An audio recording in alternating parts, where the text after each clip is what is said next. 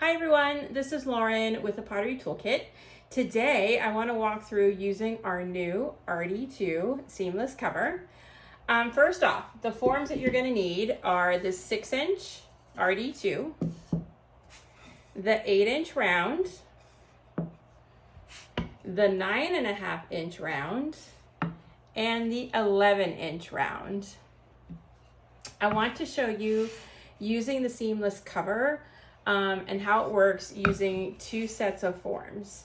So this first set I purchased together with the RD2s. And then the second set are forms I either purchased separately or are from other sets. So we want to show you some possible variations. So let's get started. So this is the first set, and this is the set that I purchased together with the RD2s. And you can see they stack together with all the sides flush with minimal variations. Like none of these are sticking out in any way. So when you add the seamless cover, what I like to do is I just like to run my fingers along the bottom here and make any slight adjustments that are needed so it sits flush against the bottom of the forms, right? And one of the things that you might encounter when you put your seamless cover is there might be a little bit of give here at the top. That's okay. This is by design based off of the dome shape of the forms. And what I like to do is just kind of gently rub my hands from top to bottom just to secure that cover into place over those forms, right?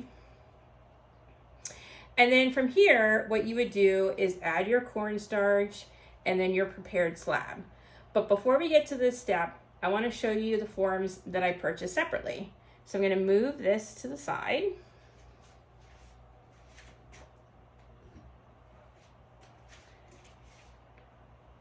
And I'm going to get this set of forms. And we're going to do the same thing. So this is your 6-inch RD2. This is an 8-inch round. This is a 9.5-inch round, and then this is an 11-inch round. We're going to get these centered a little bit on the banding wheel. Put these back together.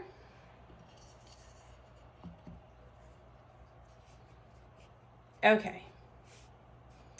So these are actually from 3 different purchases that I've made. So I think this one here, this 8-inch is from one of the original sets I ever bought. I think this one's close to 10 years old. And then these bottom two I purchased separately, as well as the RD2 I purchased separately. So I want to show you some of the variations you may encounter when you're using sets or forms that aren't necessarily purchased as a set. You may have purchased them separately or using parts of another set. So in this case, I'm going to line these up so they sit flush so you can see. So right here, these are all nice and flush. And as I turn the forms, you're going to start to see some variations where they're no longer flush, right? But don't worry. This is okay because the seamless cover will be able to correct some of these minor imperfections. So what we're going to do is we're going to make a bowl using this set because this is a set that has the variations in it. And we want to show you that these variations won't actually transfer to your clay. So what I'm going to do is I'm going to add the seamless cover back just like I did before. Just going to use my fingers, run that along the bottom, just to make sure that cover is sitting flush with the bottom of those forms. Okay. And then I just gently rub my hands from top to bottom to secure that cover onto the forms. And this is where I'm going to add my cornstarch. Just happen to have a container of it right here. I'm just going to add some cornstarch to the outside of the cover, go all the way down to the bottom.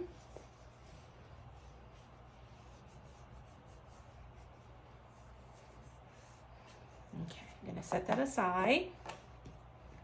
And then I prepared a slab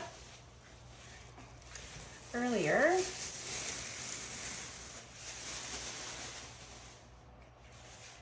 And I am gonna put a little bit of cornstarch on my slab just as a little extra added security to make sure that it doesn't stick to that seamless cover.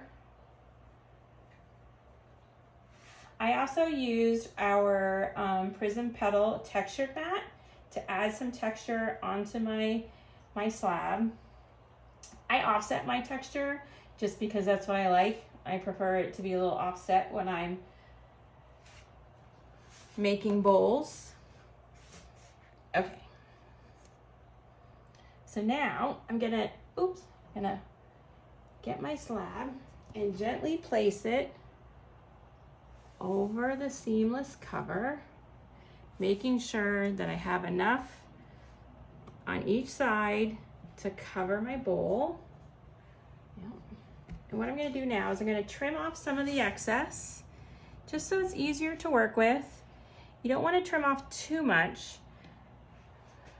at this stage, because you wanna make sure that you have enough clay so that you can cover your forms.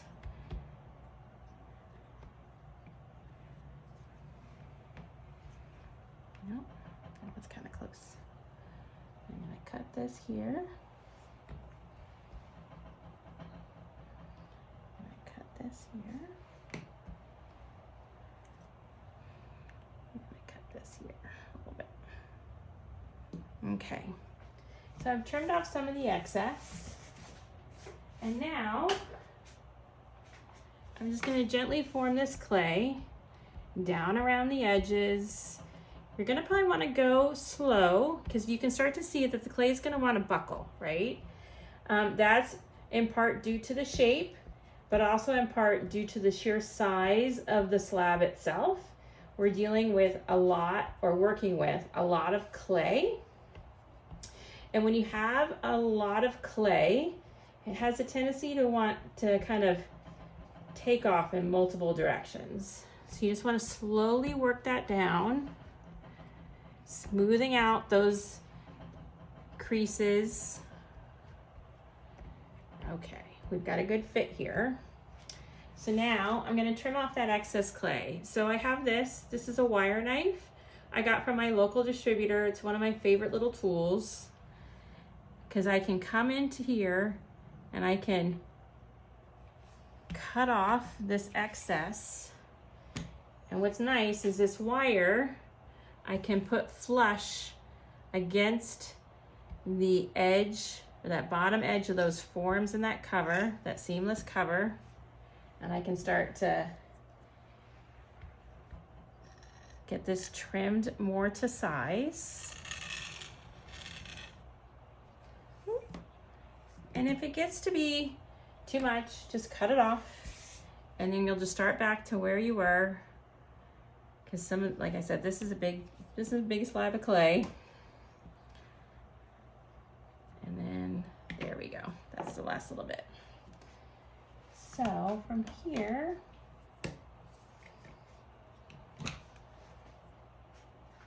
you just want to continue to form the clay.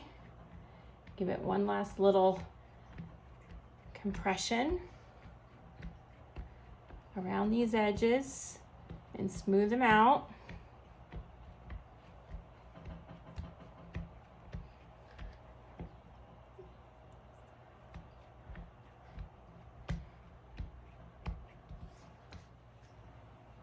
So you want to take your rib.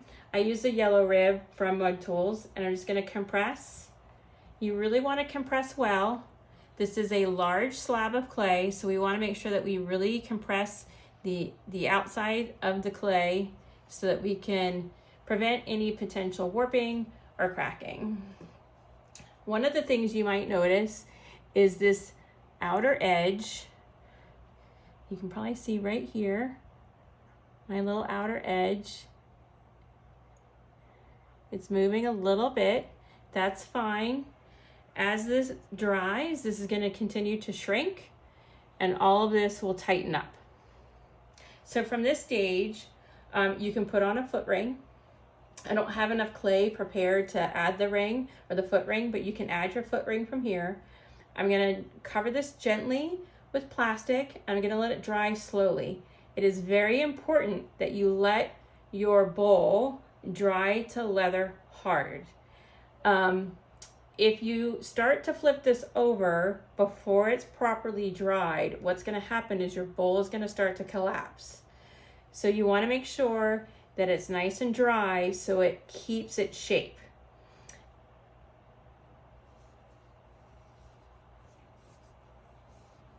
And that is how we make a bowl using the new RD2 seamless cover.